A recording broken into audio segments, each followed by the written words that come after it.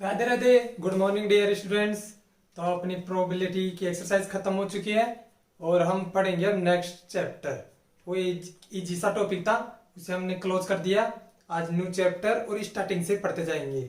Okay dear students, तो हमारा exercise कौन सी चलेगी आज? फर्स्ट, उसका नाम क्या है अपने पास?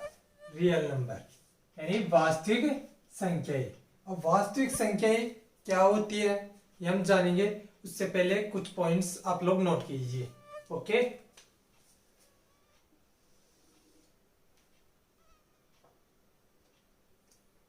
प्राकृतिक संख्याएं,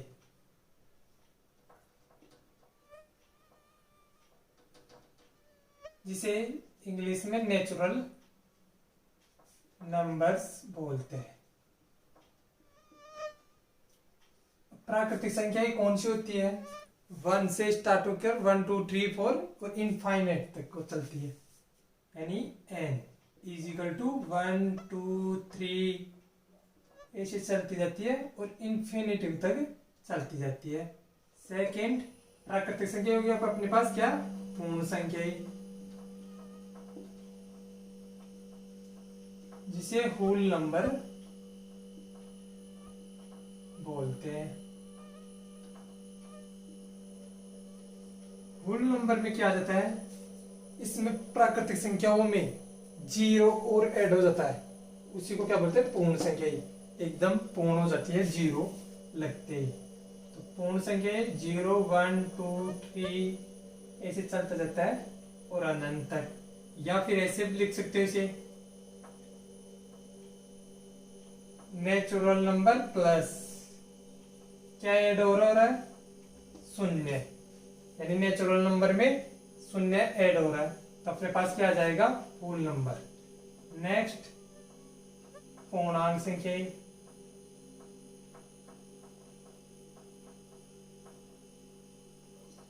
जिसे क्या बोलते हैं? Integer number. इंटीजर नंबर को क्या क्या होता है इसमें? इंटीजर नंबर में जिसमें पूर्ण संख्याओं में नेगेटिव नंबर भी शामिल हो जाता है, तो वो क्या? पूर्णांक। 0 1 2 3 इन्फिनिटिव -1 -2 ऐसे चल जाता है और माइनस इनफाइनाइट तक चलता जाता है। तो इसे ऐसे भी लिख सकते हो, इज इक्वल टू, इसमें किसमें? होल नंबर में क्या ऐड हो रहा है? -1 -2, ठीक है। या ऐसे भी लिख सकते हो, क्या ऐड हो रहा है? क्या? नेचुरल नंबर में, नेचुरल नंबर 0 -1 -2 माइनस इन्फिनिटिव। तो अपने को तो ये याद रखना है। ओके डियर स्टूडेंट्स, तो अपने पास ये हो गए। नेक्स्ट कौन सा होगा अपने पास? परिमेय संख्या। ये पॉइंट्स आप लोगों को आना चाहिए ताकि समझ में आ जाए। इसे क्या बोलते हैं हम? Rational number.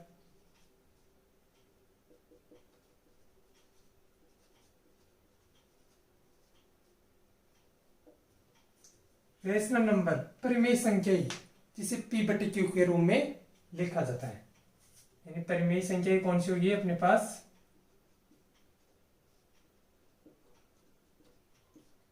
Rational number is equal to P बटे क्यू के रूप में, जहां therefore Q not is equal to 0, यानी क्यू का मान 0 नहीं आना चाहिए। यदि यहां पर 0 आता है तो फिर क्या आएगा अपने पास? 0 को किस संख्या में भाग देंगे तो क्या आएगा? अनंत। अब परिभाषित हो जाएगा, कोई सी भी संख्या आ सकती है, तो अपने पास वो परिमेय नहीं होगी, अपने को मालूम ही नहीं हो कौन सी संख्या आएगी। ओके डियर स्टूडेंट्स, तो यहाँ पर Q not is equal to 0। Next, अपरिमेय संख्या, irrational number.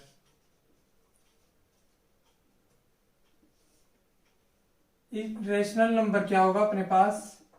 Not is equal to P बटे क्यू के रूप में, यानी पी बटे क्यू के रूप में नहीं होगा। जैसे अंडर रूट की संख्या आ जाए, for example under root X कुछ भी हो सकता है, या परिमेय संख्या अपने पास 1.234 ऐसे चलता जाए, यह परिमेय संख्या है अपने पास, इसका कोई अंत ही नहीं है, ठीक है।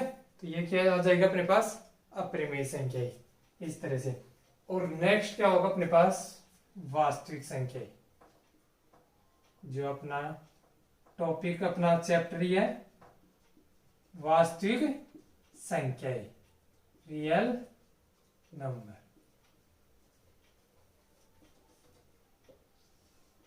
इसके बारे में पढ़ेंगे, जिसमें सभी संख्याएं आ जाएगी अपने पास, परिमेय अपरिमेय संख्याएं सभी, परिमेय अपरिमेय संख्याएं, वास्तविक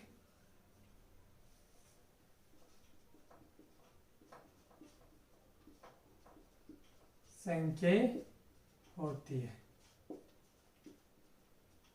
तो हमारा चैप्टर कौन सा है, वास्तविक संख्या, रियल नंबर, इसके बारे में हम डिस्कस करेंगे। इसको नोट कीजिए, आगे एक दो पॉइंट्स और बताता हूं।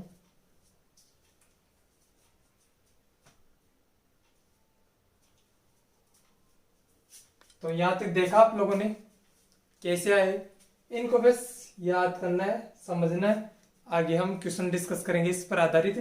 तो यहां पर देखो, ये तो हो गया अपने पास नेचुरल नंबर, ये पूर्ण संख्या जिसमें जीरो ऐड, पूर्णांक संख्या इंटीजर नंबर जिसमें नेगेटिव नंबर।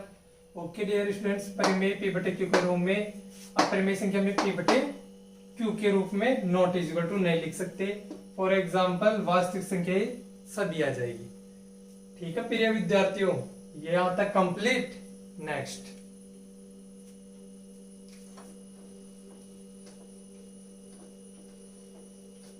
अब देखो, अपनी इस एक्सरसाइज में एक टॉपिक को नेगलेक्ट किया है सिलेबस में, बाकी वैसे के वैसे ही है, तो उसको न पढ़कर हम बाकी टॉपिक पर डिस्कस करेंगे।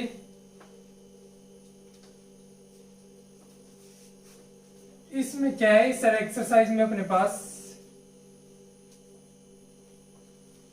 एक प्रमेय है, उस प्रमेय पर हम डिस्कस करेंगे।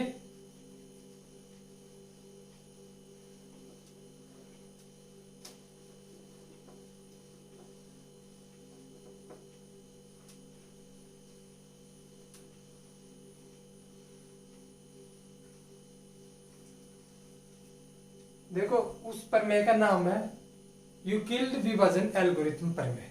अब ये प्रमेय होती क्या है, इसी पर आधारित है पहली एक्सरसाइज, यूक्लिड विभाजन एल्गोरिथम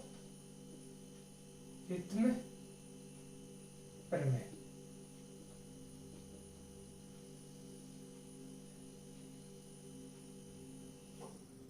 अब यूक्लिड विभाजन एल्गोरिथम प्रमेय क्या होती है, माना कोई दो पूर्णांक अपने पास, दो पूर्णांक ए व बी है, ठीक है, तथा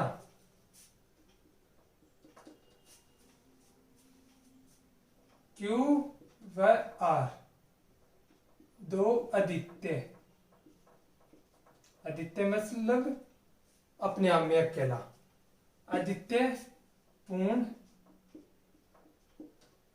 संख्याएं है।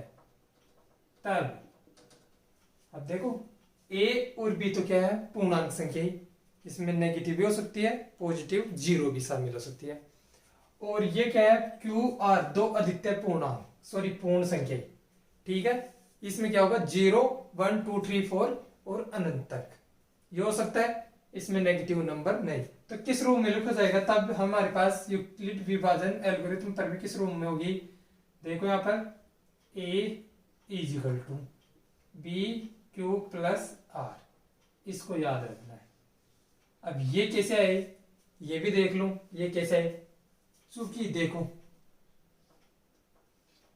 ये होता अपने पास भाग विधि, इसे पी एक्स कह दिया, या फिर इसे क्या बोलते हैं, भाज्य, भाज्य P x.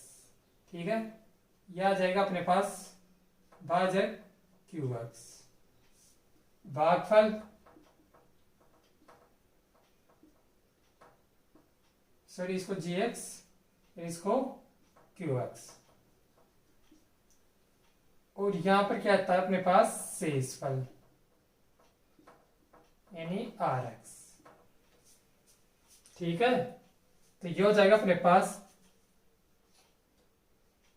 P x, Hindi में लिख लो, पहले लिखना चाहो तो भाज्य इजिकल टू भाजक इंटू भागफल प्लस शेषफल,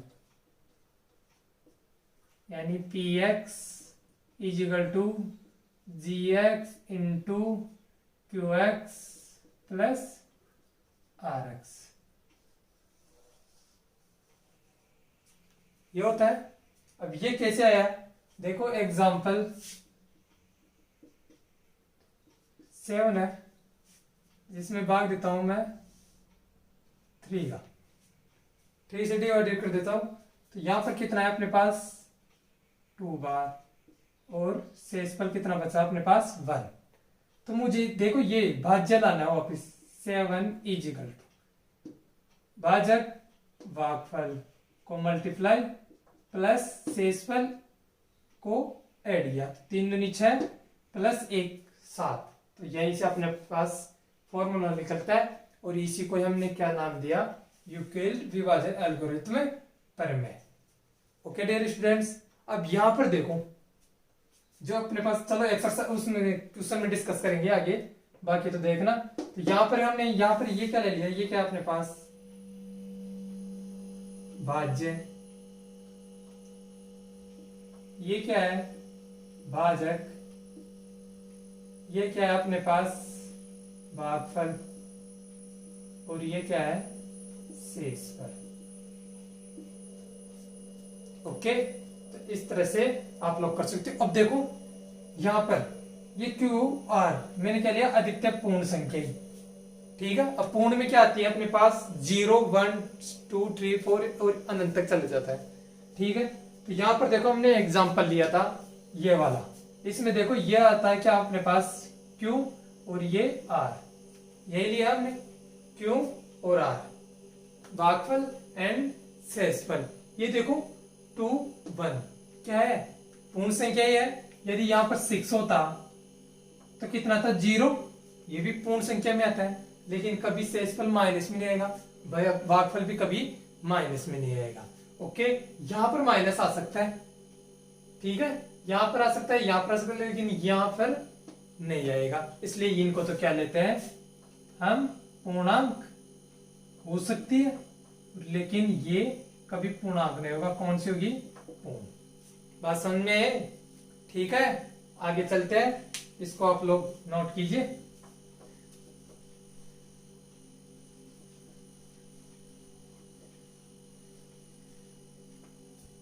इसको समझना है आपने। ओके,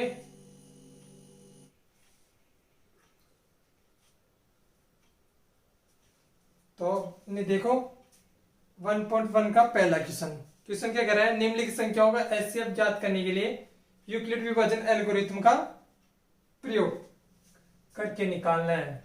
तो 1.1 फर्स्ट क्वेश्चन का पहला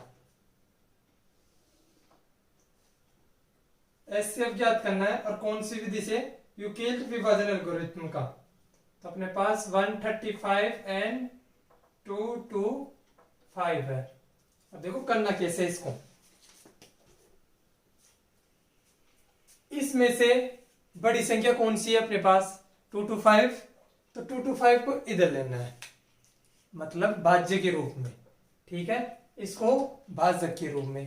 अभी मैंने समझाया था, यहां पर क्या था अपने पास P X is equal to G X Q X plus R X. तो ये इसको क्या लेंगे हम, बड़ी संख्या। अरे भाज्य जब भी तो भाग जाएगा उसमें, ठीक है, हमें जब भी तो भाग जाएगा। और एचसीएफ निकालना है, इससे क्या निकालना है, एचसीएफ। तो कैसे करोगे इसको, देखो ध्यान से। एचसीएफ निकालना है यहाँ पर, तो फर्स्ट स्टेप देखो, एग्जाम में यदि यही क्वेश्चन आ जाए 1 नंबर का, तो अपने को यहाँ पर इतनी लिखने की जरूरत नहीं है, ठीक है, डायरेक्ट कर सकते हो, वो मैं बताऊंगा भी आप लोगों को। यदि यही क्वेश्चन 3 नंबर का जाए, तो पूरे सिस्टमिक तरीके से स्टेप बाय स्टेप सोल्व करना है, तभी नंबर देगा आप लोगों को, ऐसे नंबर ही देगा। तो क्या करना है, 2 2 यहाँ पर बड़ा कौन सा है अपने पास, 2 to 5 इज ग्रेटर देन 135। तो 2 to 5 व 135 में यूक्लिड विभाजन एल्गोरिथम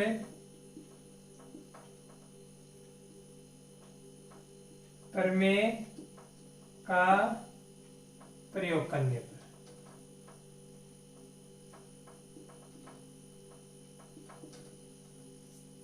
ओके, प्रयोग करने पर कैसे करेंगे अब देखो, 2 to 5 इजिकल टू, इस रूप में लिखना है, यही अपने पास यूक्लिड विभाजन प्रमेय। तो यहाँ पर देखो 2 to 5 gx, इसका क्या देते हैं, भाग, यानी 135 का भाग देंगे। तो यहाँ पर भाग दो, 2 to 5 में 130 का भाग दिया तो कितनी बार जाएगा, 135। तो यहाँ से कितना बचेगा, 90।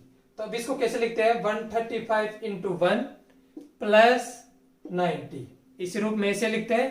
तो यहाँ पर कितना जाएगा अपने पास, 135 इंटू 1 प्लस 90, ओके। तो यहाँ से कितना आ गया अपने पास, एचसीएफ अपने को मिला नहीं, शेषफल कितना है, 90। यहाँ पर जब तक करते जाना है ऐसा काम, हमें स्टेप जब तक बढ़ाते जाने हैं, तब तक जब तक शेषफल 0 नहीं आ जाए, समझ में आया, ठीक है। शेषफल 0 आते ही अपना आंसर मिल जाएगा, अपना एचसीएफ मिलेगा। यदि यहाँ पर 0 नहीं आ रहा अपने किसी क्वेश्चन में, तो उसका एचसीएफ 1 ही होगा फिर, ओके। तो यहाँ पर देखो 19, ठीक है। तो यहाँ पर अब यहाँ पर 0 नहीं आ रहा, तो सेकेंड स्टेप चलते हैं।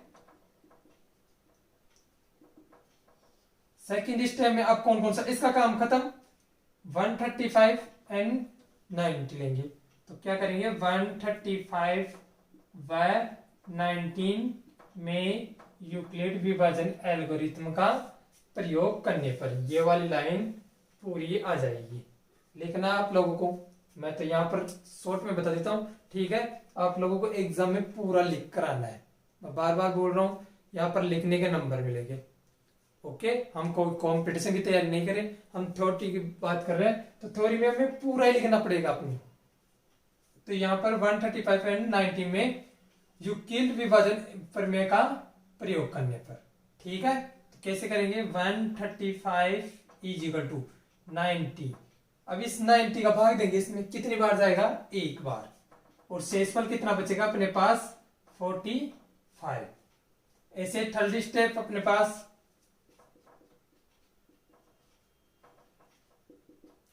अभी भी यहां पर 0 नहीं है, तो क्या करेंगे, 90 एंड 45 पर 45 में यूक्लिड विभाजन एल्गोरिथम का प्रयोग करने पर, तो यहां पर क्या जाएगा अपने पास, 90 is equal to 45 into 1, sorry 2 बार जाएगा, और शेषफल क्या गया अपने पास, रिमेनिंग इज 0, ओके, ठीक है। तो अपने पास 0 मिल गया, तो इसका एचसीएफ भी अपने को मिल गया, और एचसीएफ कौन सा होगा, 45, ठीक है।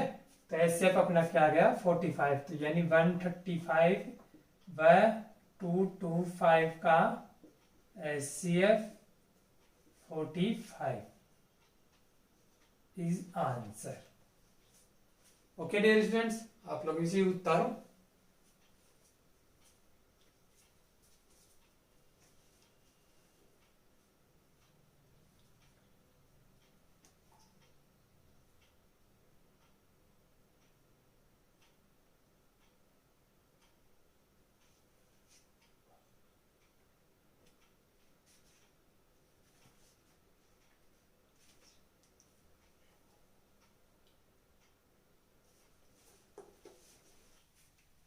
ओके, तो अपने पहला क्वेश्चन कंप्लीट। अब उसमें देखो एचसीएफ की बात आई है, वो हमने यहाँ तो निकाल लिया यूक्लिड विभाजन एल्गोरिथम प्रमेय से। एचसीएफ होता क्या है और एलसीएम क्या आता है, ये भी आप लोग जानो। एलसीएम सुना था ना ये शब्द पिछली कक्षाओं में, तो एलसीएम क्या होता है और एचसीएफ क्या होता है। एलसीएम को क्या बोलते हैं, लघुत्तम समापवर्तक, एंड महत्तम समापवर्तक। ठीक है, यह होता है अपने पास। इसकी डेफिनेशन क्या होती है, कैसे निकाला जाता है, वो भी देखो। एलसीएम वह छोटी से छोटी संख्या, वह छोटी से छोटी संख्या जिसका, वह छोटी से छोटी संख्या जिसमें दी हुई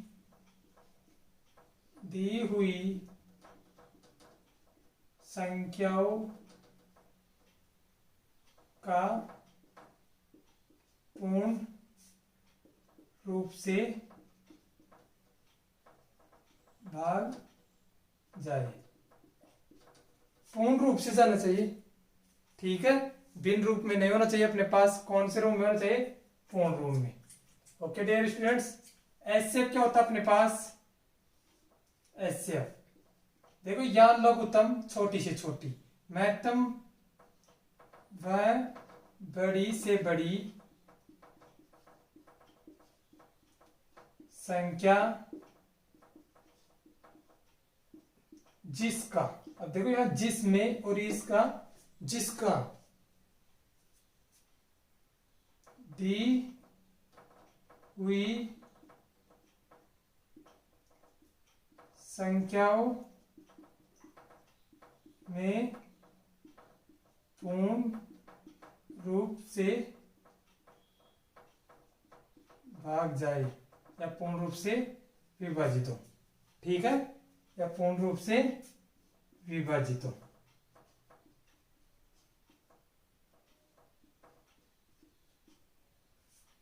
ओके, आगे देखो, इसमें वह छोटी से छोटी संख्या जो दे रखी है, ठीक है, इसमें संख्या तो है ना, जो संख्या हमने निकाला था, वह संख्या जो दे रखी है संख्या से क्या होगी, बड़ी। दी गई सभी संख्याएं से क्या होगी, बड़ी। ठीक है, एलसीएम में बड़ी होती है। और एचसीएफ में क्या होता है, जो संख्या अपने निकालते या चूज करते आती है, वह संख्या दी हुई संख्या से क्या होती है, छोटी। देखो हम एग्जाम्पल लेते हैं। ओके, एक एग्जाम्पल ले रहे हैं हम। कौन सा एग्जाम्पल ले रहे हैं, अपने पास 10 ले लो एक तो संख्या, अरे कौन सी ले लो अपने पास, 15। ये ले लिया मैंने, दो संख्या ले ली मैंने, 10 और 15। अब इसमें एचसीएफ निकालना है और एलसीएम निकालना है। ओके, मैंने एलसीएम निकाला, वह छोटी से छोटी संख्या जिसमें दी हुई संख्याओं का पूर्ण रूप से भाग जाए। जो दे रखी, एलसीएम ऐसी संख्या लेना है जिसमें दोनों का पूर्ण रूप भाग चला जाए।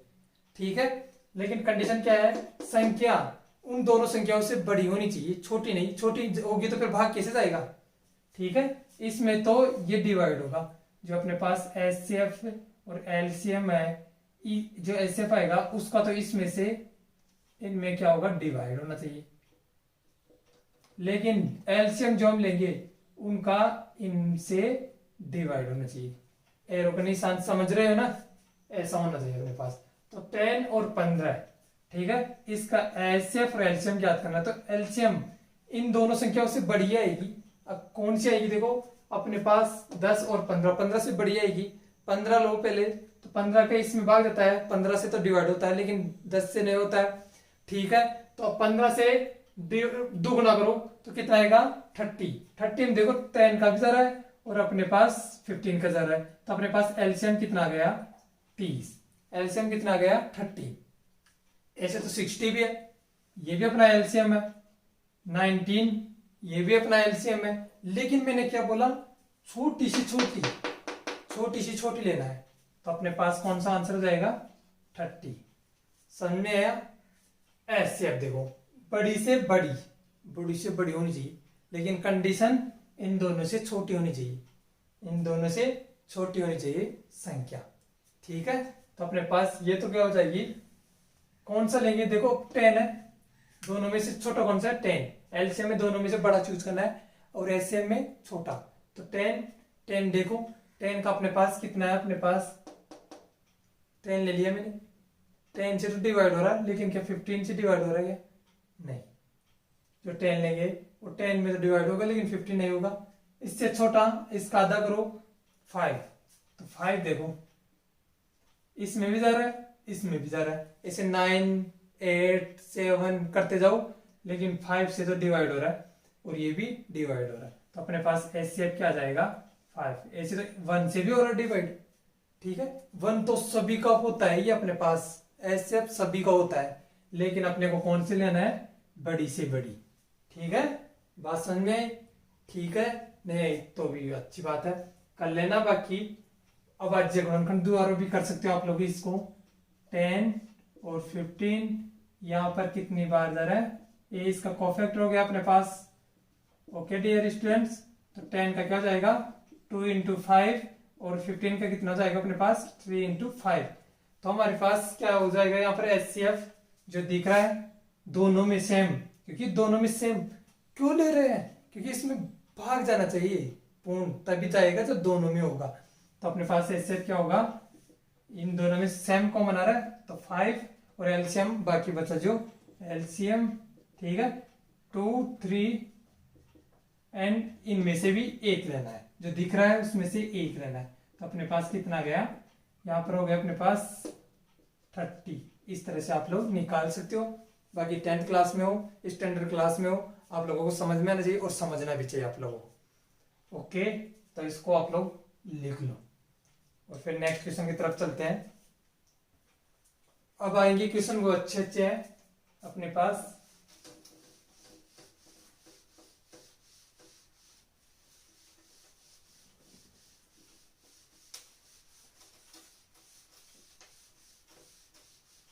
देखो नेक्स्ट क्वेश्चन क्या कह रहा है अपने पास, सेकंड क्वेश्चन है कि दर्शाइए कि कोई भी धनात्मक, दर्शाना अपने पास। सेकंड क्वेश्चन कह रहा है सिद्ध करना है, प्रूव करना है, प्रूव दैट कोई भी धनात्मक विषम पूर्णांक, ये लिख लो पहले, ठीक है। प्रूव करना अपने पास, प्रूव टू कोई धनात्मक विषम पूर्णांक 6q + 1 या 6q + 3 या 6q + 5 के रूप में होता है। ये अपने को क्या करना है, प्रूफ। जहां अपने पास q कोई पूर्णांक संख्या है, पूर्णांक मतलब जिसमें नेगेटिव एंड पॉजिटिव जीरो शामिल हो, जहां देयरफॉर q = पूर्णांक इंटीजर नंबर है अपने पास, ठीक है।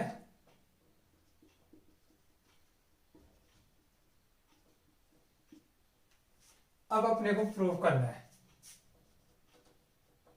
प्रूव दैट, ठीक है। कैसे करना है ध्यान से देखो। अब इसमें देखो क्या बोल दिया अपने पास, शब्दों को जाना, क्योंकि ये अपने पास 2-4 क्वेश्चन है जो आप लोगों को भ्रमित करेगा, लेकिन आप लोगों को कोई भी अपने को कंफ्यूजन पैदा नहीं करने देंगे। हम आराम से ठंडे दिमाग से सोचेंगे और करेंगे, शब्दों को पढ़ेंगे, शब्दों का ख्याल है। ओके, तो अपने पास क्या है, धनात्मक विषम पूर्णांक। ओके, तो यहां पर मान लो, पहले माना ओके ए कोई धनात्मक पूर्णांक संख्या है। ए कोई धनात्मक पूर्णांक संख्या है। इसको किस रूप में लिख सकते हैं, जिसे हम 6q plus 1, 6q plus 2, 6q plus 3, 6q plus 5 और 6q प्लस 4 है ना, और 6q प्लस 5 के रूप में लिख सकते हैं। अब आप लोग पूछेंगे कि सर ये कैसे कर दिया, हमें तो कुछ समझ में नहीं आया। तो समझो, हम किस पर आधारित कर रहे हैं, यूक्लिड विभाजन एल्गोरिथम पर आधारित क्वेश्चन कर रहे हैं। इसको सोल्व करना है, प्रूव करना है। कैसे, देखो अपने पास यूक्लिड विभाजन पर में क्या थी, अपने पास a is equal to B Q plus R, इस रूम में था।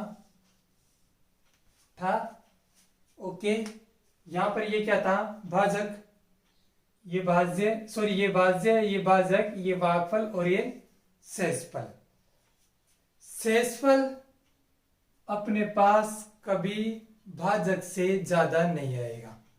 फॉर एग्जाम्पल, जैसे 6 से अपने पास 6 है, इसमें 3 से डिवाइड किया तो कितने बार गया, 2 बार, तो कितना बचा, शेषफल 0। यदि यहाँ पर 7 होता तो कितनी बार, 2 बार ही जाता, लेकिन शेषफल 1। 8 होता तो यहाँ 2 बार ही जाता और शेषफल कितना, 2। यहाँ 9 होता और यहाँ पर 3 बार जाता, लेकिन शेषफल 0। यानी कभी भी अपने पास शेषफल भाजक से बड़ा नहीं होगा। ठीक है, तो अपने पास इस रूप में होता है यूक्लिड विभाजन प्रमेय। तो इस रूप को हम देखो, यहां पर इतनी संख्याएं क्यों ली, क्योंकि यहां पर 6q है, दिख रहा है अपने पास, ये क्या है, भाजक, ये क्या है अपने पास, b, भाजक, भाजक अपने पास। ठीक है, तो ये भाजक है, इस भाजक से कभी भी ज्यादा नहीं होगी शेषफल। जो अपने पास प्लस में चल रहा है ना, तो प्लस क्या है, आर शेषफल। समझ में आया, ये अपने पास भाजक, ये शेषफल। चूंकि भाजक अपने पास कितना आएगा, अपने पास भाजक शेषफल से कभी भी ज्यादा नहीं आएगा। ओके, तो अपने पास क्या आएगा, इससे हमेशा छोटा आएगा। तो भाजक इज ग्रेटर देन शेषफल, यानी शेषफल से हमेशा बड़ा होता है क्या, भाजक। या ऐसे लिख लो इसको, क्योंकि शेषफल लेस देन भाजक, भाजक से हमेशा क्या रहेगा, छोटा रहेगा शेषफल। ठीक है, यहां तक बात समझ में आई। तो यहां पर हम देखो, यहां पर 6q है प्लस 0, तो 6q प्लस 0 को 0 ही लिखेंगे, क्योंकि यहां पर ये क्या अपने पास, ये भागफल है, ये तो सेम ही रहेगा, तब तक चलता जाएगा। ठीक है, बदलते ही उसका शेषफल भी बदल जाएगा वापिस। ठीक है, रिटर्न ले लेगा, जैसे यहाँ 3 है, वापिस 4 बार जाएगा तो फिर से 0, 1, 2, और फिर 5 बार जाएगा तो 0, 1, 3, सॉरी 2, ऐसे चलता जाएगा। ठीक है, जब तक ये क्यू सेम है, यानी भागफल सेम है, तब तक ये बदलता रहेगा। ठीक है, ओके, ये बदलता है, फिर से रिटर्न ले लेगा। तो यहां पर देखो, क्यू तो सेम रहेगा ही, क्यू तो सेम रहेगा अपने पास, तो 6q, देख 6q कभी एक शेषफल रहेगा, 6q 2, 6 क्यू 3, 6 क्यू 4, 6 क्यू 5। अब 6 क्यों नहीं लिया? क्योंकि 6 लेते ही तो इसमें तो पूरा भाग ही चले जाएगा अपने पास। ठीक है, तो 6 क्यों नहीं लिया? क्योंकि फिर भी तो बी का तो भाग ही चले जाएगा, फिर बी का भाग चले जाएगा तो शेषफल वापस से 0 से स्टार्ट हो जाएगा अपने पास। इसलिए हमेशा इससे क्या रहेगा, छोटा। यहाँ पर मेरे पास 5 क्यू आ जाता तो इसको क्या लिखता मैं, 5 Q plus 0, 5 Q plus 1, 5 Q plus 2, 5 Q plus 4, 3 plus 5 Q plus 4। अब 5 नहीं लिखता, इससे जस्ट एक छोटे तक लिखते हैं। समझ में आया? ओके।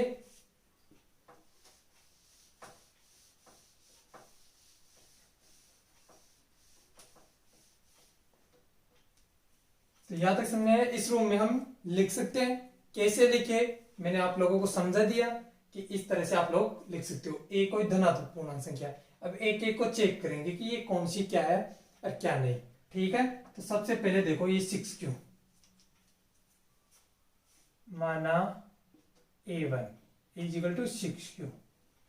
ठीक है, 6 क्यू ले लो। अब 6 क्यू कोई पूर्णांक संख्या है अपने पास, 1 2 3 4 माइनस कुछ भी रख लो। तो अपने पास कौन सी रखना है? देखो, धनात्मक करने के लिए, धनात्मक करने के लिए हमें धनात्मक संख्या रखते हैं।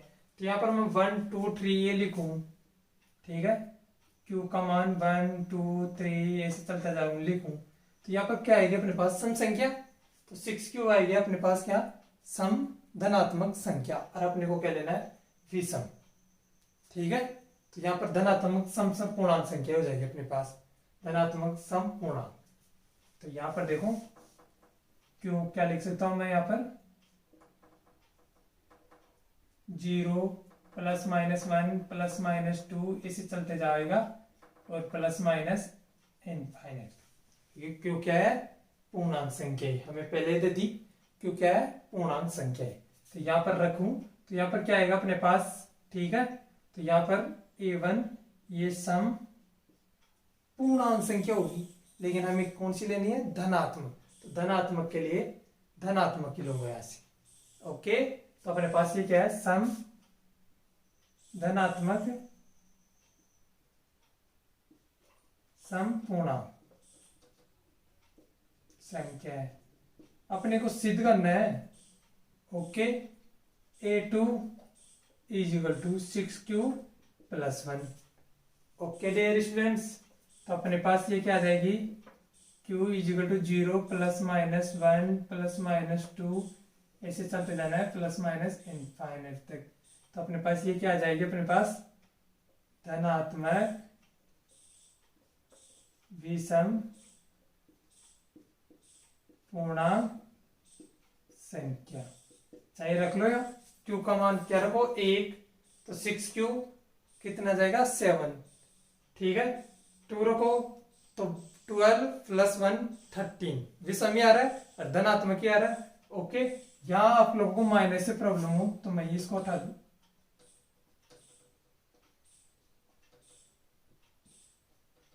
ओके, हम तो सिद्ध करना है में तो यहां पर क्या गया? धनात्मक। ऐसे ही अपने पास A3 6Q प्लस 2 ये कौन सी आ जाएगी अपने पास?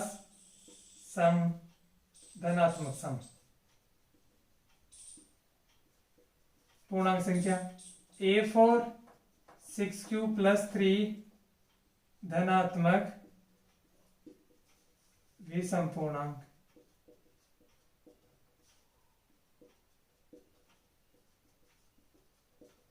ऐसे A5 अपने पास 6Q प्लस 4